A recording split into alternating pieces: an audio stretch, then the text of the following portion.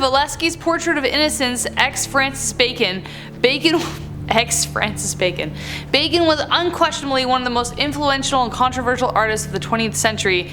Yeah, and his figurative style of painting is stark and bleak. I feel so much better after looking at that. He was also known for casually destroying pieces he wasn't happy with, but now his remaining masterpieces sell for millions. Wow. Throughout his artistic life, he kept returning to the portrait of Pope Innocent V by Velasquez to make variations and interpretations of his own, twisting Velasquez's original portrait of a pensive-looking pope into something much more horrific, with his pope shrieking amidst harsh, vertical brushed lines. Yeah, it looks like he's being sucked up into like one of those like mail ports, you know, that they drop the mail into. Weird, right? That's horrifying. But doesn't it suck kind of to be an artist, because I feel like when you're alive, like with Van Gogh, the art doesn't matter. But when you die, people are like, oh my god, it's worth millions. So, unless it's modern art. I hate modern art. This whole thing. The Temptation of St. Anthony Matthias Grunwald. Although he lived during the Renaissance period, Grunwald's paintings of religious themes were crafted in the style of the Middle Ages. St. Anthony the Great was believed to have undergone many challenges which tested his faith while worshipping in the desert. One legend says that he was murdered by demons living in a cave. Probably they were bears, only to be reincarnated and destroy them later. This particular painting is from the Eisenheim triptych with the bizarre congregation of demons similar in style to the work of Hieronymus Bosch. First time I'm reading this, so please be kind. It looks pretty. Would I want it in my room? No, because I don't like looking at demons creeping me out, you know? I'm not a very religious person, but that still freaks me out a little bit. Nobody likes a creepy face looking at them through, like, a wall. Nobody likes the feeling of being watched. Mask Still Life 3, Emil Nold. Nold was one of the earliest exponents of Expressionism, even though his talents were overshadowed by the likes of other Expressionist painters like Munch. The MO of Expressionism was to distort reality to the extent that it portrayed a subjective point of view, and Nold's painting was composed from a study of masks at the Berlin Museum, including a shrunken head. That makes way more sense. Nold was fascinated by other cultures throughout his entire artistic life, and this painting explores his interest in an unsettling, surreal, and macabre way. Macabre being an understatement. That is like Masks from Hell. That also looks like a 2-year-old did it. I know, I said that. It looks like, yeah. It looks like a painting a 4-year-old handed to the teacher and was like, look at this, it's so nice. The teacher was like, we should call your parents and call a psychiatrist. Hello everyone, welcome back to Top 10 Central Dark. I have black nail polish, which means it's spooky season, and we are talking about dark pieces of art that should remain hidden. But we're talking about them today, so I guess we just broke that rule. Bye. The Electric Chair by Andy Warhol. It's a quietly disturbing image. The silence sign glows in the gloom, and the chair awaits the grim demise of its future incumbents. The restraints slack on the ground after the last corpse has been carried away. Warhol once remarked that everything I do is connected with that, and his provocative silkscreen images are certainly representative of that, with his electric chair image accompanying other prints of skulls and car crashes. Well, that's a Warhol painting. It's underwhelming to me, you know? Everything I do is connected to death. Oh great, Warhol. What a revolutionary idea. I don't know. I know he defined a generation, but I just don't have time for him in the 60s, you know what I mean? I feel like I'd wanna like accidentally step in front of a bus while talking to him. That's really rude, I shouldn't say that. I love this painting, I don't know what it is. I just think it's just like, there's so many things in it. There's so many like hidden creepy moments within it. There's just, I do like this. This makes me excited. Art isn't supposed to be beautiful. It's supposed to make you feel something. And there's something about that I'm like, ooh, it's so creepy.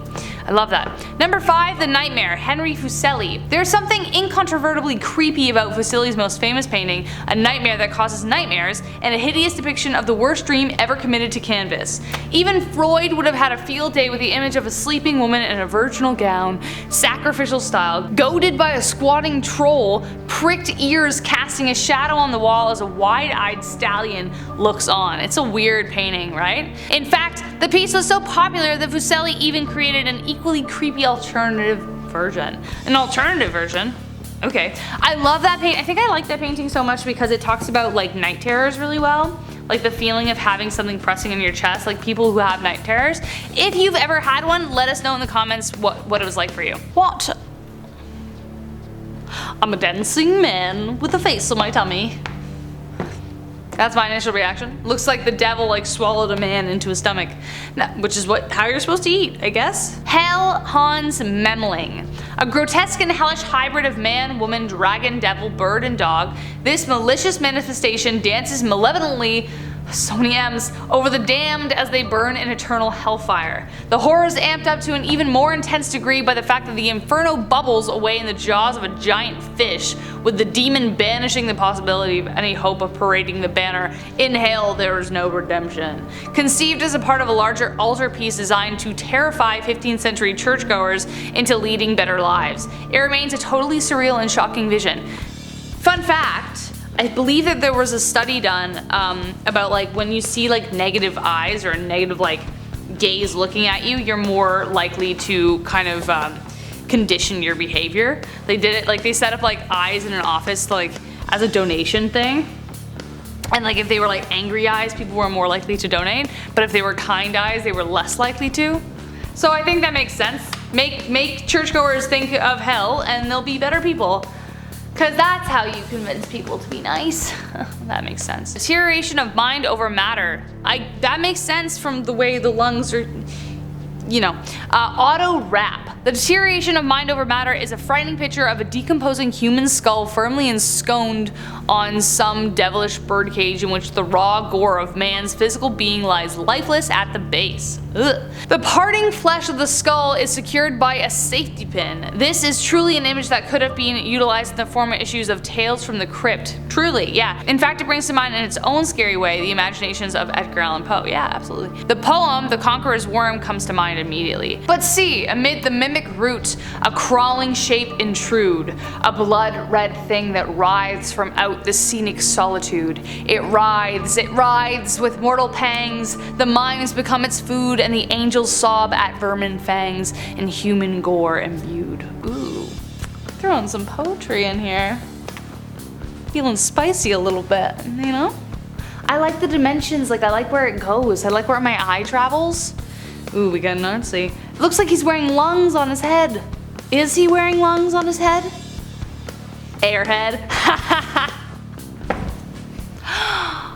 Yeah, see, like, this is the stuff I dig because I don't know what was going on here. Ooh, what's that? Oh, if I can guess what this painting is about, I'm gonna lose it. I'm gonna be so excited because I feel like there's like a canoe in the background, and it kind of reminds me of one, the Deathly Hallows, but two, there's like this old Quebecois urban legend of like these guys who make a deal with the devil to enchant a canoe so they can go visit their family on Christmas. The Water Ghost, Alfred Cuban. Cuban, whose work was labeled a degenerate. Cuban, whose work was labeled a degenerate by the Nazis, worked mainly in the symbolist and expressionist styles, and in this painting, a doomsday in the sea is depicted. Not at all what I thought it was going to be. Not at all, but it is really eerie. It does give a sense of like lost and loneliness and gloom with like all the color schemes. It does make you feel something, which is exciting. As opposed to like Warhol being like, oh look. Maybe that's just my taste. Dorian Gray. Ooh, okay. I want to see this. I'm excited. Oh, this is so cool! This shouldn't stay hidden. Ugh, okay, maybe we should. Ooh. Ooh. Hey, Dorian Gray is one of my favorite books. It is, and now I'm like excited about this painting. That's great. Dorian Gray, Ivan Albright. The story of a man who sells his soul to keep his youth and beauty. Oscar Wilde's The Picture of Dorian Gray. One of my favorite books of all time. I read that, but it's also one of my favorite books of all time. Encompasses the themes of morality and macabre, serving as somewhat of a cautionary tale. Gray adopts a libertine lifestyle, and while age and time never alter his physical appearance, his portrait ages and rots to reflect how ugly and corrupt he grows inside. Macabre artist Ivan Albright, The Picture of Dorian Gray's painting actually appeared in the 1945 film adaptation. Interesting. Yeah, that's actually kind of how I've always pictured that scene. If anybody else has read that book, let it know. It's, I think I read that in like 3 days. It was so good. I don't know why. I mean, usually it takes me a while to get through like literature, but I loved that book. It was really intriguing. I didn't know where it was gonna go.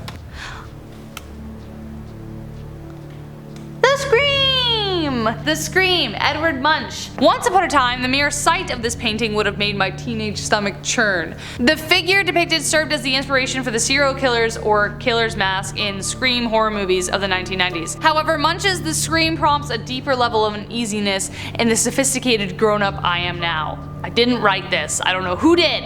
The figure stands on a dock, mouth agape, and hands clutching the face, a perfect personification of that feeling of trying to cope with angst and anxiety that comes with adulthood and life in general.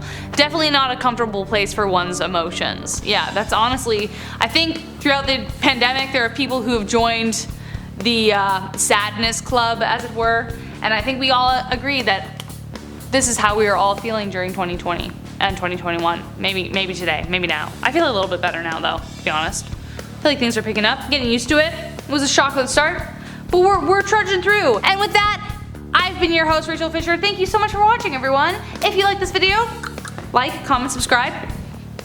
Which painting would you dress up as for Halloween? These are the questions I want answers to. I've been your host, Rachel Fisher, and until next time, guys, take care and stay scared. Okay, all right. Okay, that looks like a nightmare that I never want to have, ever. Yeah, really? Oh my god, what? I feel so much better after looking at it. I feel he was also known for just casually, with his Pope shrieking amidst harsh, what? Although he lived during the Renaissance period, Grunwald's painting of religious themes were crafted in the style of the medieval ages. What? That's not what that word said. This particular painting is from the Eisenheim triptych. Alright, let's move on, because I don't want to see that anymore. Intro, what is it? Hello everyone, welcome back to... She's goofy today! After all, meow.